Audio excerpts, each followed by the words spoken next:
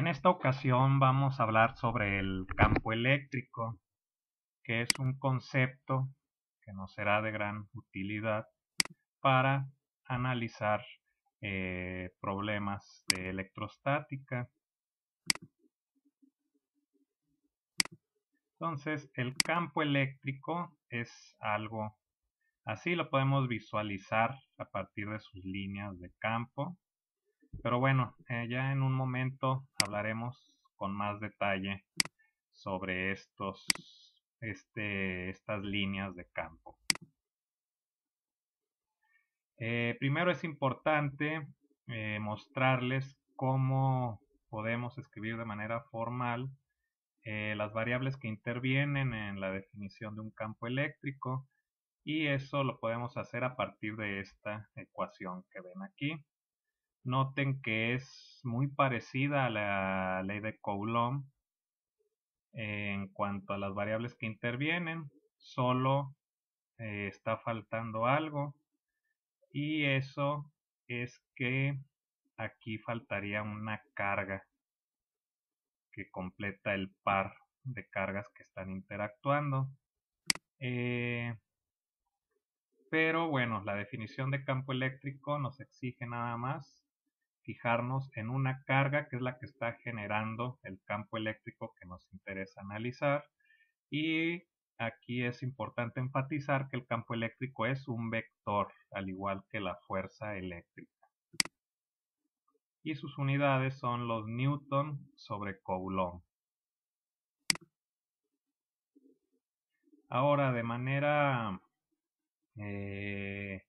física, podemos decir que el campo eléctrico es una propiedad del espacio que rodea una carga eléctrica. Es decir, toda carga eléctrica estará rodeada de este campo, y este se extiende hasta el infinito, y lo podemos ver como el medio a través del cual las cargas comunican su presencia entre sí.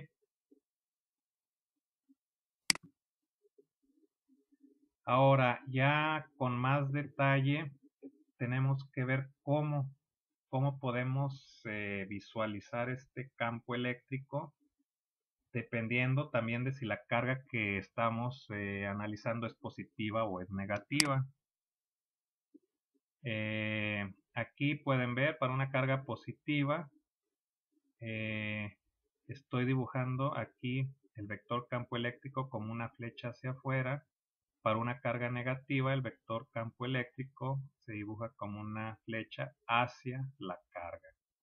Este puntito rojo de aquí es lo que se llama una carga de prueba, ¿sí? Entonces, esa carga de prueba se introduce ahí para censar el campo y darnos cuenta qué siente esa carga de prueba, si siente una atracción o una repulsión. Y eso nos va a dar el sentido de las líneas de campo eléctrico. Aquí pueden ver, esta es la ley de Coulomb o la fuerza eléctrica, donde la Q sub 0 es la carga de prueba que está interactuando con la Q, que es, digamos, la carga esta más grande. Sí, entonces el campo eléctrico es simplemente dividir la fuerza entre la carga de prueba. Es por eso que en el campo eléctrico solo aparece una carga, que es la carga principal, la carga respecto a la cual nos interesa averiguar las características de su campo eléctrico que la rodea. Entonces, también de aquí podemos concluir que la fuerza eléctrica va a ser igual a la carga, esa carga de prueba que se introduce en la región donde existe un campo eléctrico, multiplicada por el campo eléctrico que está ahí presente. Esta ecuación es muy importante que la conozcan y que la aprendan. Fíjense cómo se pueden dibujar las líneas de campo eléctrico. Para una carga positiva, las líneas salen. Estas líneas de campo van hacia afuera de la carga. Para una carga negativa, las líneas entran, van hacia la carga negativa. Vamos a aplicar estas ecuaciones y conceptos a una situación como la siguiente. Nos hablan de dos cargas, que una de ellas se ubica en el origen y otra sobre el eje X. Esto sería como se ve aquí en esta figura. Entonces la pregunta es, ¿cuál sería el campo eléctrico en el punto P, el cual tiene las coordenadas 0 y 0.40 metros? Es decir, tienen aquí una carga positiva, una negativa. Ambas van a estar rodeadas por sus respectivos campos eléctricos que se van a combinar aquí en el punto P. ¿Cómo se van a combinar? Pues de manera vectorial, porque el campo eléctrico es un vector.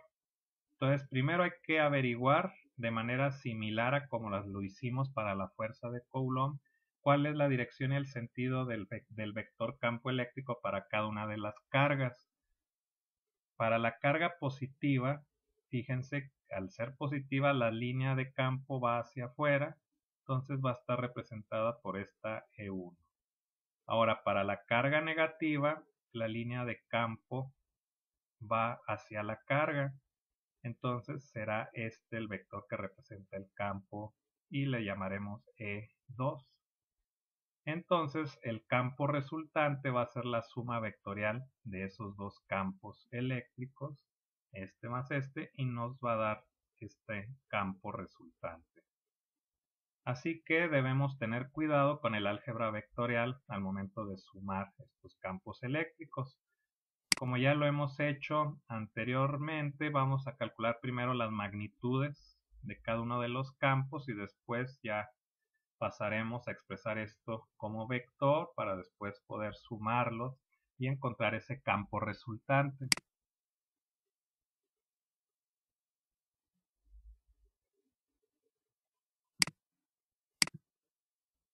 Esta sería la magnitud del primer campo eléctrico debido a la carga positiva, donde solo pues, hay que sustituir los valores correspondientes a cada una de las variables que aparecen en la expresión y obtenemos este resultado.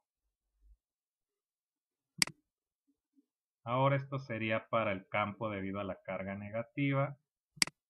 Noten que no estoy introduciendo signos en este momento, es solo la magnitud de cada uno de los campos. Ahora, esto se pueden expresar vectorialmente de esta manera, utilizando senos y cosenos como hemos hecho anteriormente.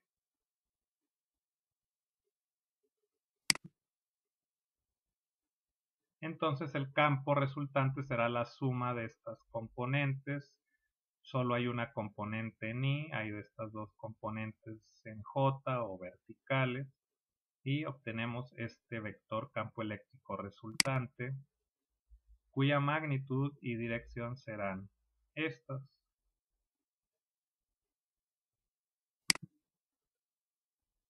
La fuerza eléctrica sobre una carga de 2 por 10 a la menos 8 coulomb situada en ese punto P, es decir, vamos a imaginar que ya que sabemos cuál es el campo eléctrico en ese punto, entonces ahí colocamos una carga con esta magnitud.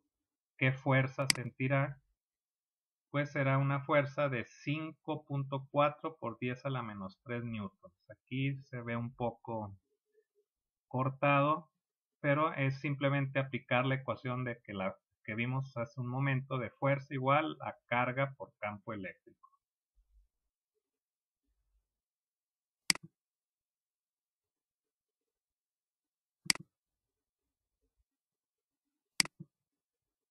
Esto que ven aquí es lo que se conoce como un dipolo eléctrico.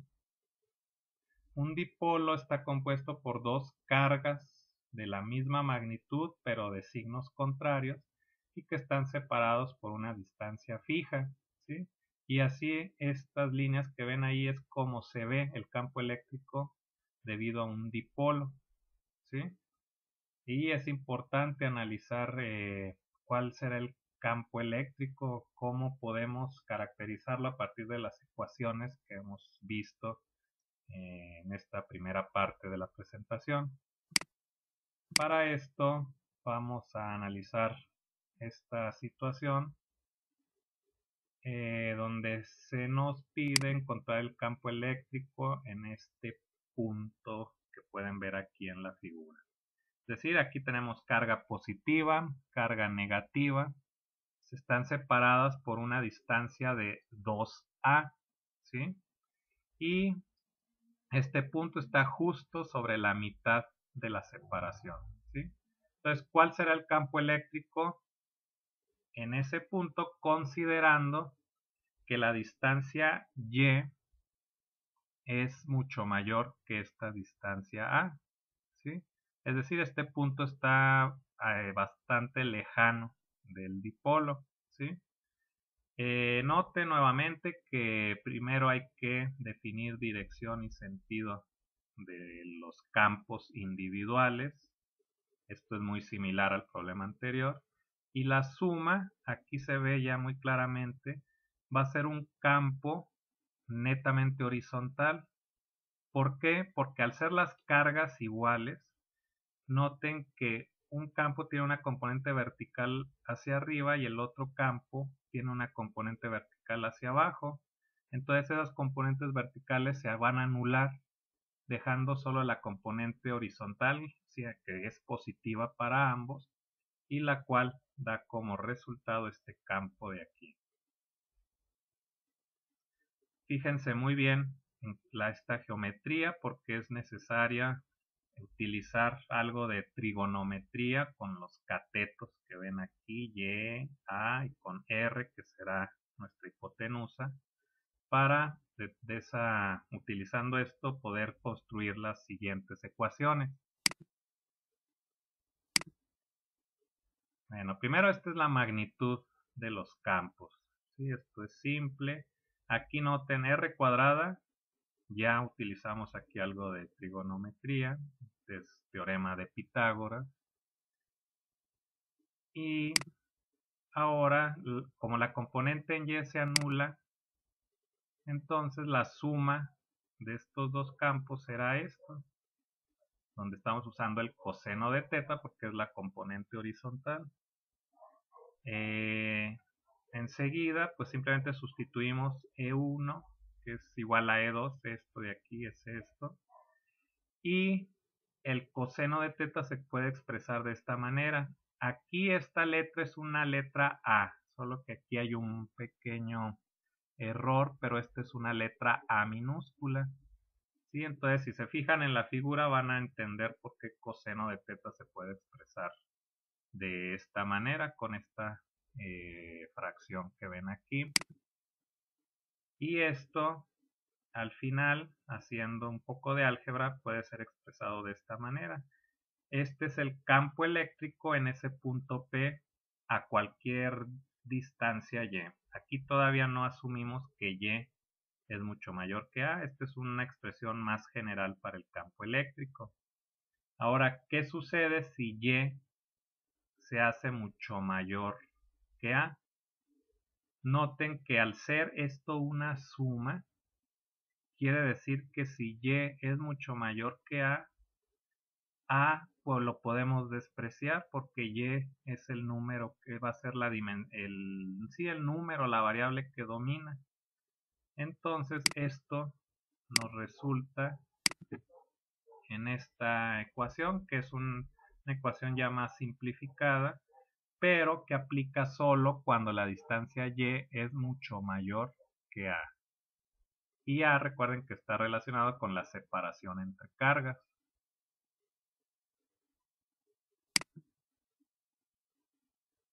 ¿Sí? Es un punto muy lejano del dipolo.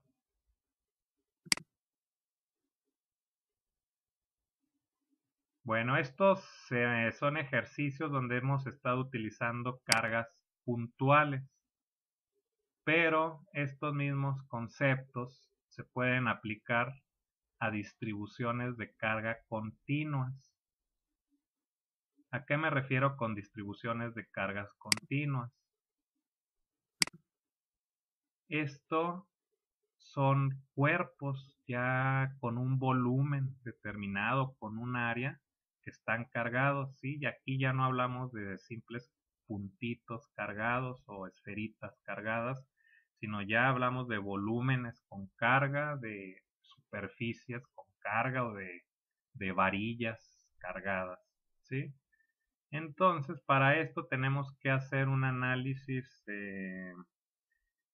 matemático donde podamos llegar a expresiones que nos sirvan para calcular este campo eléctrico. Primero, noten que nuestro volumen lo podemos dividir en pequeños segmentos o volúmenes pequeñitos de carga. Cada uno de estos pequeños, aquí parece como un cubito de carga, pues va a generar un campo eléctrico al que llamamos delta E. ¿Sí? Entonces a un delta Q corresponde un delta E. R pues sigue siendo la distancia del cubito al punto que nos interese. Esto lo podemos expresar así en términos de la ecuación que hemos venido manejando que define el campo eléctrico. ¿Sí? Entonces a un delta E corresponde un delta Q y este es un R unitario, es decir, esto es para darle el carácter de vector al campo eléctrico. Aquí pueden ver el R unitario que define la dirección y el sentido del campo eléctrico. Ahora, si queremos saber el campo eléctrico en este punto debido a todo el volumen, pues tendremos que dividir como, digamos que cuadriculamos este volumen en muchos cubitos delta Q y sumamos todos ellos, que es lo que hacemos aquí.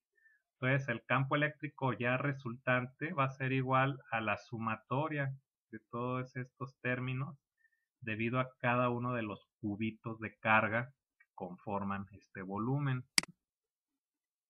Ahora ustedes de cálculo ya han visto que este tipo de sumatorias podemos llevarlas a un límite donde en este caso el delta Q va a tender a cero. ¿Sí? Es decir, ese cuadriculado que le hemos hecho a nuestro volumen vamos a hacerlo muy fino, de manera que los cubitos sean infinitesimalmente pequeños. Y esto es equivalente a obtener este límite que nos va a dar por resultado una integral. Es decir, si queremos sumar una cantidad muy grande de cargas que conforman este cuerpo, pues el método para sumar cantidades muy grandes es integrar. ¿Sí? Entonces, aquí está la expresión que andamos buscando.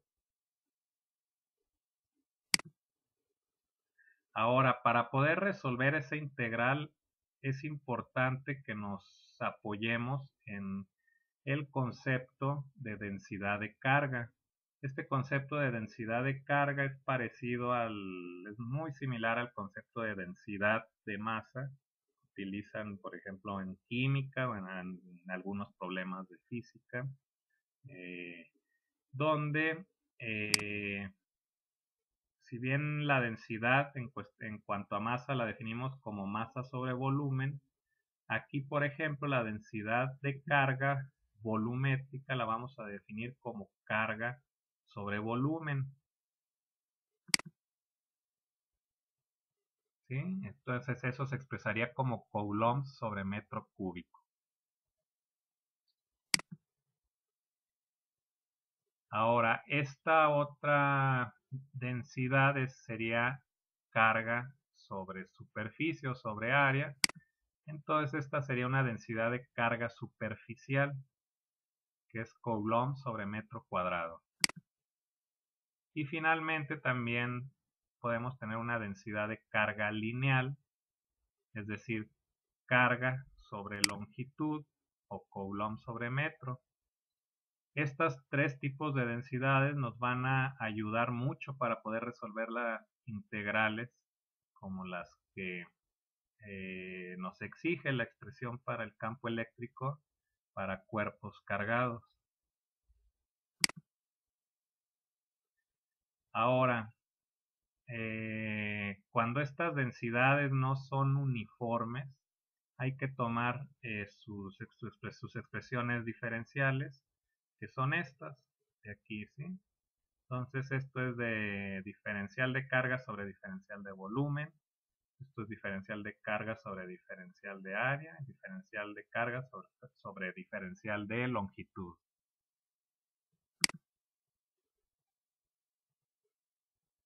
Veamos un primer ejercicio donde se nos presenta una geometría lineal, ¿sí? Es una barra de longitud L y nos dicen que tiene una carga positiva uniforme por unidad de longitud lambda y una carga total Q.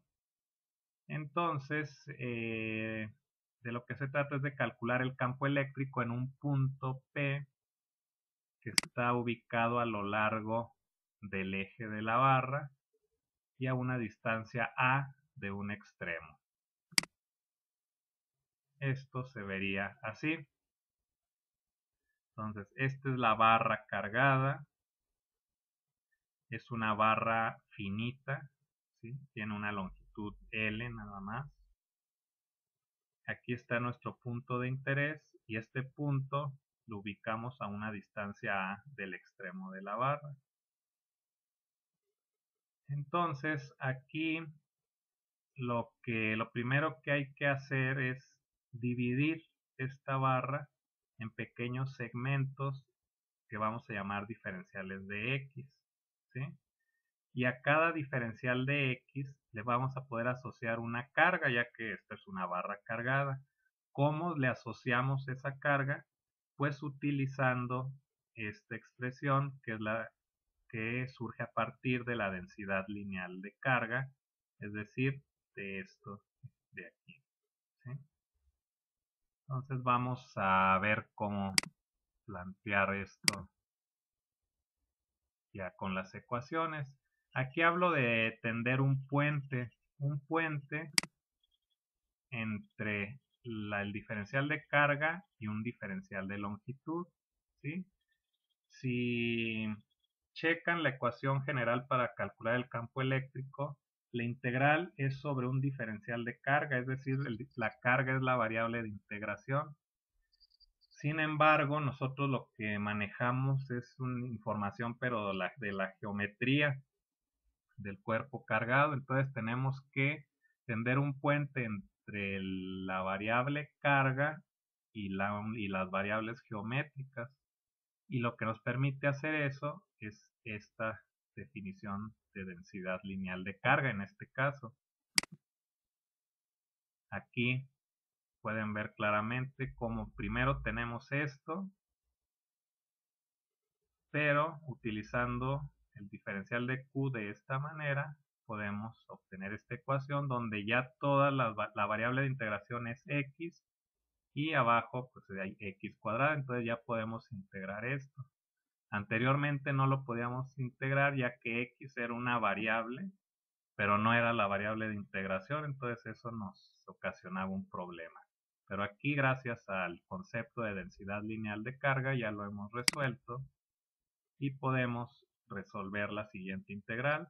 Noten que los límites de integración van de A a L más A. Esto nos permite cubrir todo lo largo de la barra cargada. Aquí esta K y esta lambda son constantes, así que saldrán del integral. Y ahora será simplemente cuestión de realizar pues, la operación y esto se traduce en este resultado de aquí que nos da el campo eléctrico para ese punto de interés que estábamos buscando.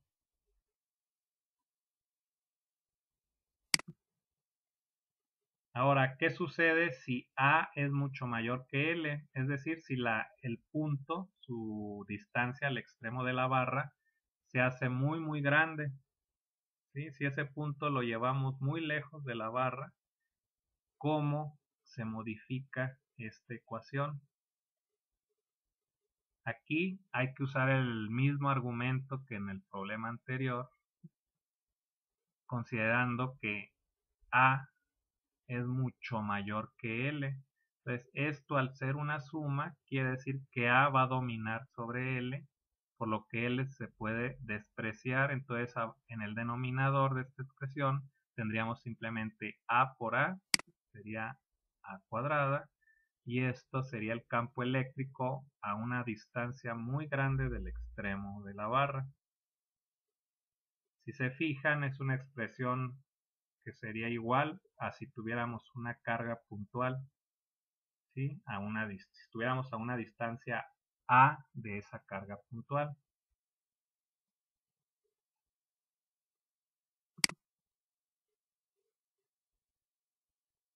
Bueno, ahora vamos a ver otro tipo de geometría, que es una geometría en forma de un anillo de carga uniforme.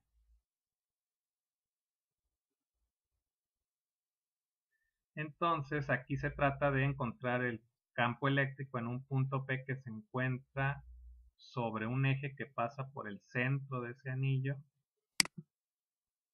de esta manera. ¿Sí? Entonces, este es un anillo cargado. Aquí está el punto P. Esta es la distancia X. Y sabemos que el anillo tiene un radio A. Entonces, ¿cuál será el campo eléctrico en este punto? Nuevamente, al ser estos cuerpos con dimensiones finitas, pues hay que primero dividirlos en algún diferencial de carga. Aquí el anillo se puede dividir en estos DQs, como este de aquí, y se dividiría todo el anillo en pequeños diferenciales de carga. Cada uno va a generar un campo eléctrico, un diferencial de campo eléctrico. Y noten que este vector diferencial de campo eléctrico va a tener dos componentes, una horizontal y otra vertical. Aquí es importante que noten que este DQ va a tener un gemelo aquí abajo, otro DQ igual a este, pero del lado opuesto. El diferencial de campo eléctrico debido a este DQ de acá abajo, pues va a venir así, pero hacia arriba. Entonces va a tener una componente horizontal igualmente en este sentido, pero fíjense que su componente vertical va a ser hacia arriba. Ahora, este anillo pues es una geometría simétrica. Quiere decir que de la mitad hacia arriba los diferenciales de campo eléctrico vienen así, hacia abajo, y de la mitad hacia abajo los diferenciales de campo eléctrico vienen hacia arriba. Eso nos lleva a concluir que las componentes verticales se van a anular, porque en una mitad van hacia arriba y en una mitad van hacia abajo. Entonces,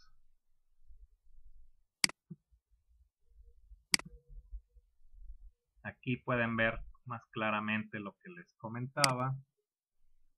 Esto lo podemos escribir de esta manera, donde se está utilizando el coseno de teta porque es la componente horizontal que es la única que queda a la hora de hacer el análisis vectorial de esos diferenciales de campo eléctrico.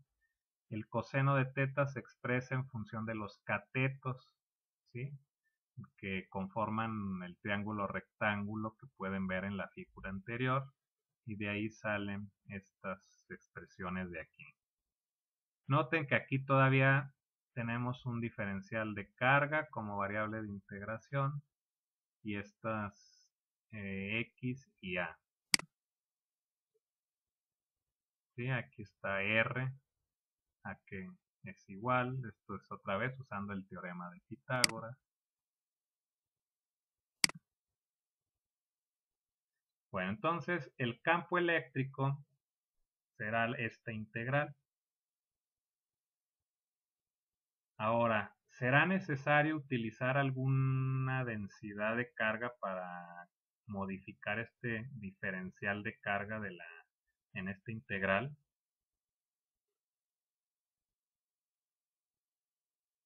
Noten que tenemos aquí X y A. A es el radio del anillo. Este es constante, el anillo no cambia, ¿sí? Entonces esto no es una variable de integración. K es una constante. Ahora X es esta distancia de aquí a aquí. Esta, si se fijan, también es una distancia que no cambia, es decir, es constante. Así que todo este término es una constante. Entonces no necesitamos en este caso echar mano de nuestras definiciones de densidad de carga para poder resolver la integral. Simplemente esta es el resultado del campo eléctrico. Es decir, la integral del diferencial de carga es simplemente la carga total del anillo.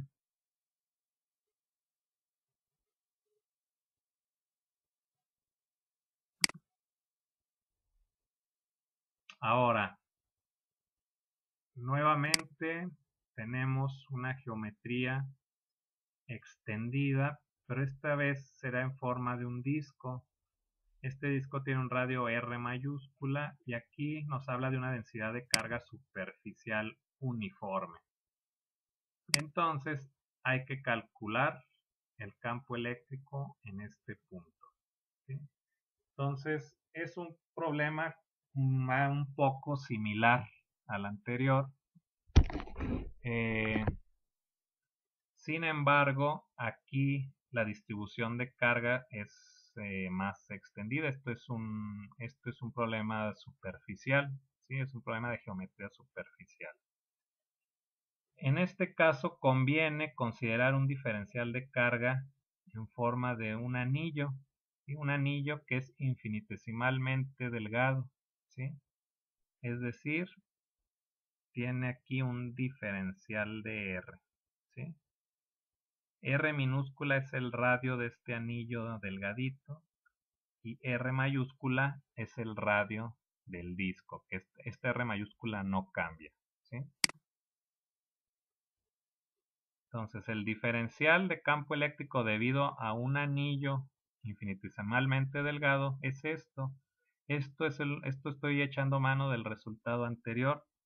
Nada más estoy sustituyendo la E por un diferencial de E y la carga total por esta expresión de aquí, que nos daría la carga del anillo este oscuro, ¿sí? Que sería igual, utilizando la densidad superficial de carga, que es uniforme. Fíjense que la estoy multiplicando por 2pi por r, que es el perímetro, por un diferencial de r. Esto nos da el área de este anillo oscuro de aquí. Entonces, si una densidad de carga superficial la multiplicamos por la superficie, esta es la carga total de esa superficie.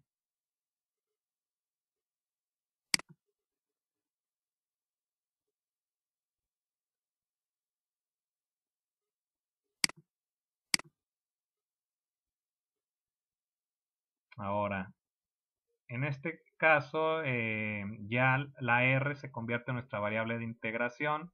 Esa R es un radio y si queremos saber el campo eléctrico de todo el disco cargado, entonces habremos de integrar desde 0 hasta R mayúscula.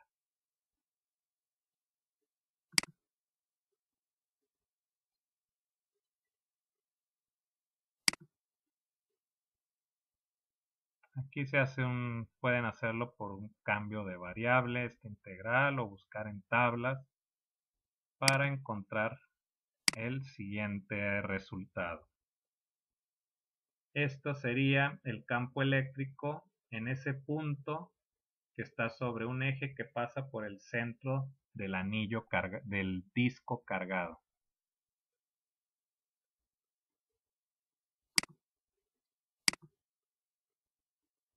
Ahora, ¿qué pasa si ese radio es muy grande? ¿Sí? Si es un disco muy grande comparado con la distancia X.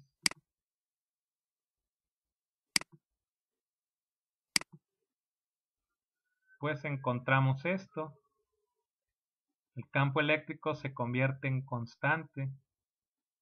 Es decir, esto es el campo eléctrico que mediríamos frente a una lámina cargada muy grande, ¿sí? Y este es un resultado muy importante porque es un resultado general.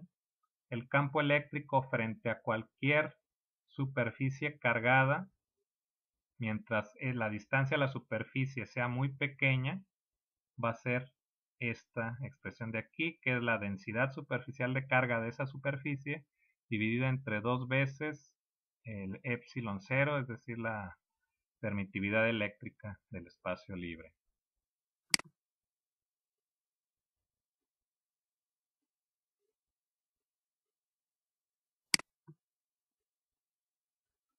Ahora vamos a hablar un poco sobre las líneas de campo eléctrico. Ya esto, bueno, lo hemos venido utilizando de alguna manera, pero vamos a ver ya más específicamente qué características tienen. Una de ellas es que el vector de campo eléctrico E es tangente a la línea de campo eléctrico en cada punto. Otra característica es que el número de líneas por unidad de área a través de una superficie perpendicular a las líneas es proporcional a la magnitud del campo eléctrico en esa región. Es decir, entre más líneas existan en una región, entre más apretadas estén esas líneas, eso nos indica que más intenso es el campo eléctrico en esa región. Entre más alejadas estén las líneas, entre más separadas, eso nos indicaría que la intensidad del campo eléctrico en esa región es mucho menor. ¿Sí? Aquí el campo eléctrico es más intenso que en esta región de acá. Y noten cómo podemos visualizar estas líneas atravesando superficies, ¿sí? Eso es importante ya irlo notando. ¿Por qué? Porque eso nos habla de un flujo, ¿sí? En este caso, un flujo de líneas de campo eléctrico.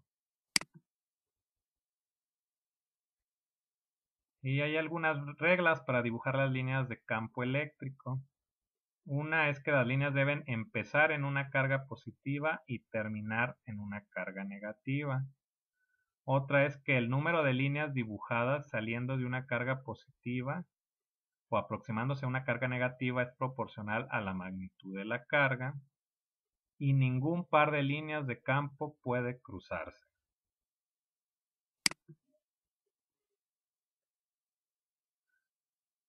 Bueno, como complemento a este tema de campo eléctrico podemos ver cómo este campo va a influir en el movimiento de partículas cargadas, ¿sí?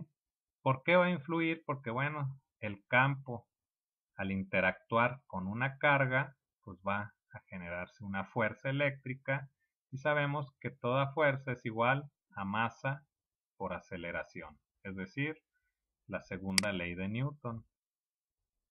De aquí, la aceleración de una carga dentro de un campo eléctrico va a estar dada por Q por E sobre M, ¿sí? A ver, entonces, ¿qué sucede si ubicamos una carga positiva con una masa M y se libera desde el reposo dentro de un campo eléctrico uniforme, que sería algo así como se muestra en esta figura? Aquí esta es una placa positiva, una placa negativa, entonces se establece aquí un campo eléctrico uniforme.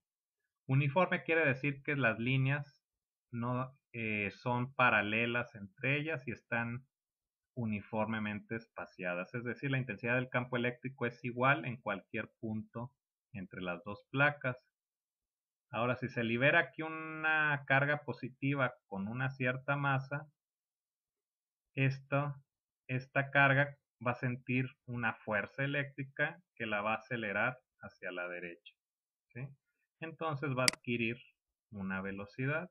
Ese movimiento se puede analizar con estas ecuaciones, que son las ecuaciones cinemáticas que ya conocen.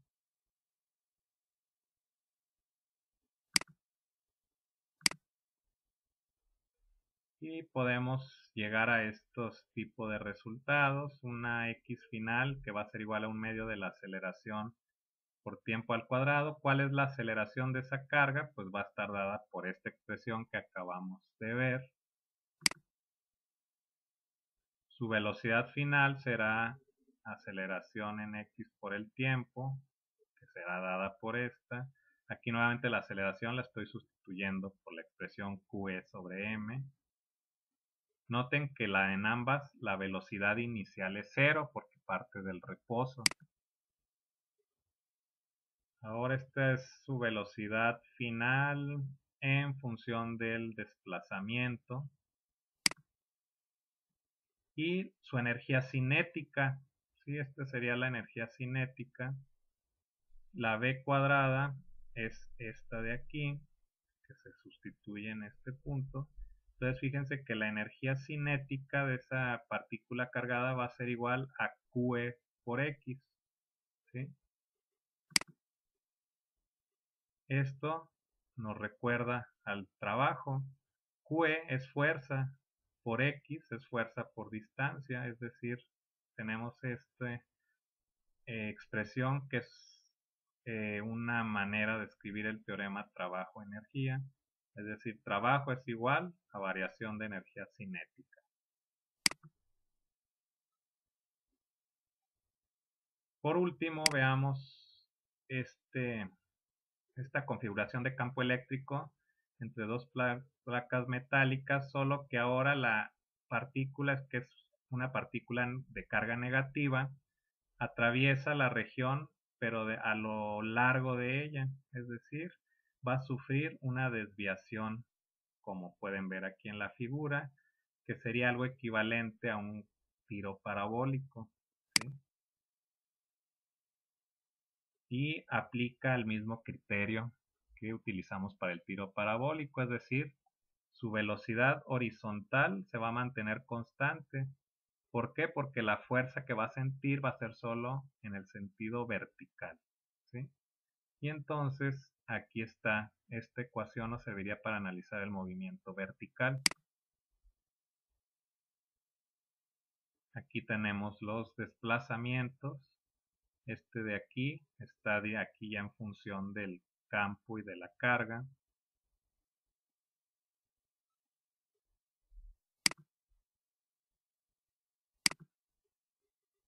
Y con esto ya cerraríamos que se refiere a un electrón acelerado, que es, bueno, es lo que veíamos anteriormente, ¿sí?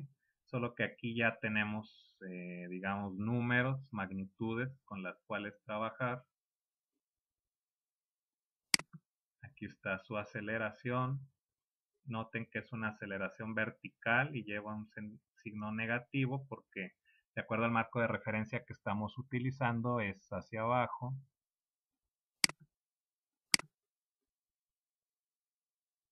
Y aquí nos preguntan el tiempo que tarda el electrón en viajar a través del campo, es decir, en cruzar esa región con las placas cargadas.